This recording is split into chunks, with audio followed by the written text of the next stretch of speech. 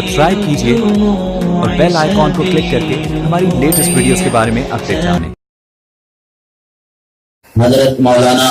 सैयद मुफ्ती मोहम्मद हुज़ैफा साहब कासमी सदर जमीयत उलमाए जिला थाना महाराष्ट्र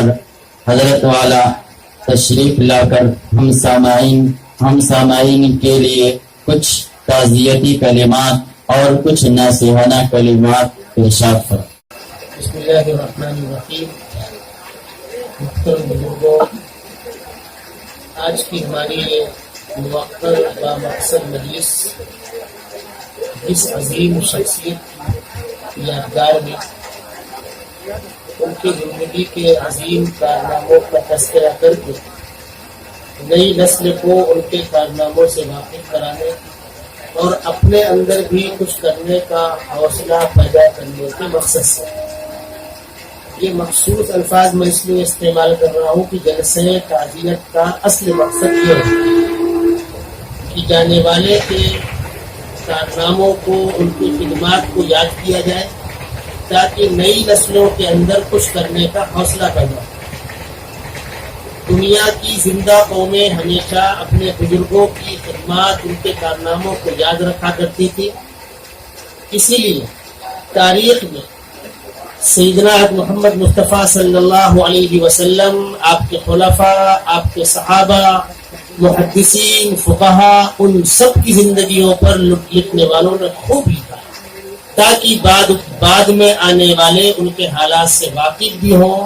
और उस नक्श कदम पर चलने का हौसला पैदा। बम्बई शहर के अंदर जब दारुल उलूम देवबंद की नुमाइंदगी करना और मसलके देवबंद का तज़किरा करना तकरीबन नामुमकिन जैसा था, उन हालात में हजरत मौलाना अब्दुल अजीज साहब रहमतुल्लाह अलैह, जो मौलाना बिहारी साहब के नाम से जाने जाते थे, उन्होंने अपने मकान में पर्दा लगाकर, यानी उनकी फैमिली पीछे है, अगले हिस्से बच्चों को बैठ के पढ़ा रहे हैं। उस जमाने में दारुल उलूम देवबंद के कास की, उसके मसलक की बुनियाद डाली बम्बई शहर के अंदर, और सही मानों में जमीयतुल उलमाए महाराष्ट्र की बुनियाद भी उन्हीं के हाथों पड़ी, इसलिए कि वो अल्लामा अनवर शाह कश्मीरी के इंतहाई अखस्सुल खवास शागिर्दों में, और अल्लामा अनवर शाह कश्मीरी शेखुल हिंद के शागिर्द थे। कभी आपको जब इस मौजू पर पढ़ना हो, हम कहा करते हैं कि दारुल देवबंद फिक्र वलियुल्लाही या जमीयतुल उलमा के अकाबिर के सीने में वो तड़प और वो लगन थी जो शाह अब्दुल अजीज से सीने दर सीने मुंतकिल होते होते हजरत शेखुल हिंद तक आई। जब आप इस उन्वान से मुताला करेंगे तो यकीनन आपको तसल्सल मिलेगा। ये दर्द, ये फिक्र, और मैं पूरी जिम्मेदारी के साथ कहता हूँ, हजरत मौलाना मुफ्ती तकी उस्मानी साहब मुद्दज़िल्लहुल आली हिंदुस्तान कभी कभी आते हैं, और देवबंद शहर उनकी आबाई बस्ती है। उनके वालिद मुहतरम मुफ्ती मोहम्मद शफी साहब रहमतुल्लाह अलैह वहीं पले बढ़े, वहीं तालीम हासिल की। दारुल उलूम देवबंद में मुदर्रिस भी थे, मुफ्ती भी थे, सदर मुफ्ती भी थे, और हजरत थानवी से निस्बत भी थी, खिलाफत भी थी। हजरत कारी मोहम्मद तैयब साहब रहमतुल्लाह अलैह और मुफ्ती शफी साहब एक साथ हजरत थानवी से बैअत भी हुए और एक साथ दोनों को खिलाफत भी मिली। उनको तो हमने आप में देखा नहीं, लेकिन हमारी आपकी निगाहें जिनको देख रही हैं वो उनके साहिबजादान, जिन पर जमाना नाज था। कम लोगों को ये मकाम नसीब होता है। मुफ्ती शफी साहब रहमतुल्लाह अलैह के इंतकाल पर जिन लोगों ने ताज़ियती पैगामात लिखे थे, मैंने एक पैगाम पढ़ा, उसमें लिखा था कि मुफ्ती साहब के जाने का बहुत अफसोस है, बड़ा मलाल है, लेकिन मुफ्ती साहब ने दुनिया से जाने से पहले अपनी जगह पर अपने दो होनहार बच्चों को बैठाला है, मौलाना रफी उस्मानी जो दारुल उलूम कराची के मुहतमिल है, और मुफ्ती तकी उस्मानी जो एक तरफ असरी इदारों में तमाम क्लासों में टॉप करते हुए, इकनॉमिक मईशत दुनिया का मुश्किल तरीन मजमून है, उसमें वो दुनिया के चंद माहिर कवानीन में एक नाम उनका आता है। एक कादिर इस्लाम साहब रहमतुल्लाह अलैह थे, एक मुअत्तक़ी उस्मानी है, اور دنیا کے اندر چند نام آتے ہیں۔ تو مولانا تقی عثمانی رحمت اللہ علیہ جب دیوبند تشریف لائے اور وہاں انہوں نے اپنے خاندان کا تذکرہ کیا، ایک بڑی عجیب بات انہوں نے کہی۔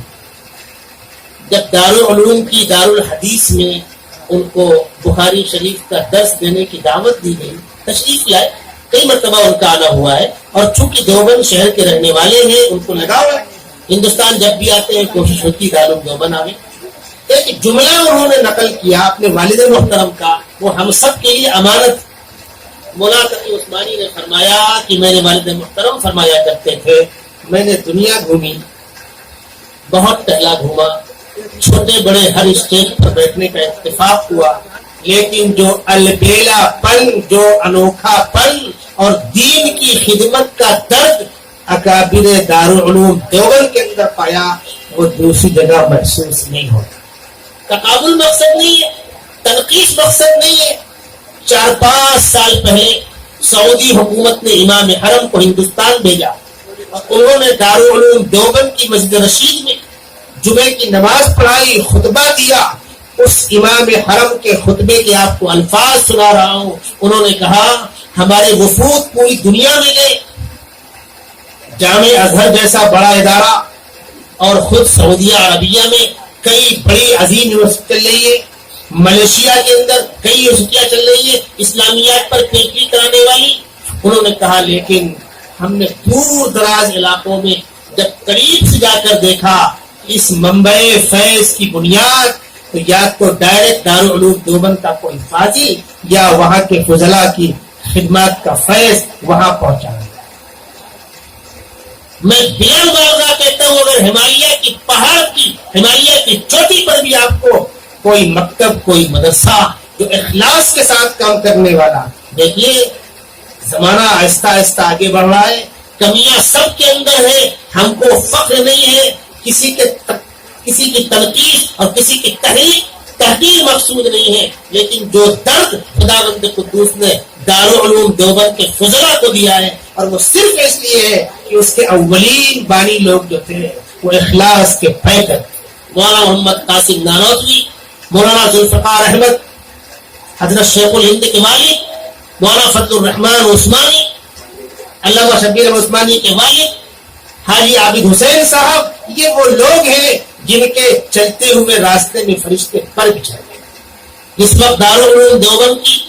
پکی عمارت کی بنیاد رکھنے کی نوبت آئی تو مولانا قاسم نانوتوی نے ایک بزرگ کو بلایا اور فرمایا میں قسم کھا کر کہہ سکتا ہوں کہ ان کے وہم و گمان میں، ان کے خیال میں کبیرے گناہ کا تصور تک نہیں آتا۔ وہ علامہ انور شاہ کشمیری، انہوں نے اپنے شاگردوں کے اندر وہ روح پھونکی۔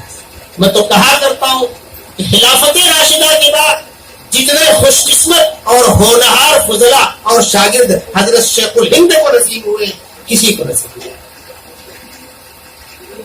وہ حضرت شیخ الہند جو دارالعلوم دیوبند کے پہلے طالب علم، صدر مدرس، شیخ الحدیث، خانقاہ کا درویش، دسیوں ہزار علماء اور فضلاء ان کی جوتیاں سیدھی کرنے والے، لیکن ملت کا درد تھا جو ان کو ہندوستان سے اٹھا کر مالٹا کی جیل لے گیا، اور لوٹ کر آنے کے بعد بیمار آئے تھے، تقریباً 5-6 مہینے کے بعد ان کا انتقال ہو گیا۔ اس وقت کی ان کی تقریریں سنیے، وہ فرماتے ہیں میں بیمار ہو جاؤں گا، مجھ کو چارپائی پہ لاد کر 4 کندھے دینے والے لے کر چلنا، جب تک جان میں جان باقی ہے مجھ کو میرے استاد سے جو تحریک میراث میں ملی ہے میں اسی رخ پر کام کرنا چاہتا ہوں۔ اس علامہ انور شاہ کشمیری کے استاد شیخ الہند کے شاگردوں میں نام آتا ہے مفتی کفایت اللہ صاحب کا، مولانا حفظ الرحمان سوہروی کا، علامہ انور شاہ کشمیری کا، علامہ شبیر احمد عثمانی کا، شیخ الاسلام مولانا حسین مدنی کا، حکیم الامت مولانا اشرف علی تھانوی کا۔ یہ شیخ الہند کے شاگردوں کی ٹیم ہے۔ جس سال حضرت مولانا اشرف علی تھانوی رحمۃ اللہ علیہ دور حدیث سے فارغ ہوئے ہیں، اس سال دارالعلوم دیوبند میں دور حدیث میں 14 طلبا تھے،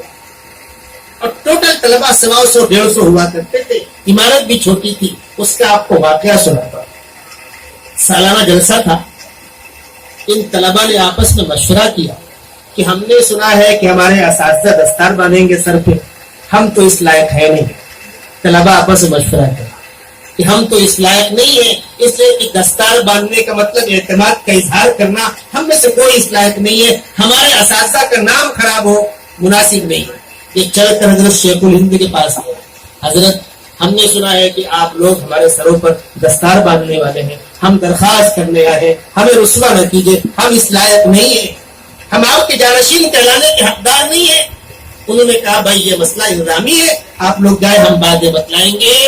اور پھر اسٹیج پر ان 14 طلبا کو بلا کر دستار باندھی گئی اور حضرت شیخ الہند نے اعلان کیا میں دنیا کو چیلنج کرتا ہوں میرے ان 14 شاگردوں میں سے جس کو جس طرح چاہے جائے. سبيل الدموع سبيل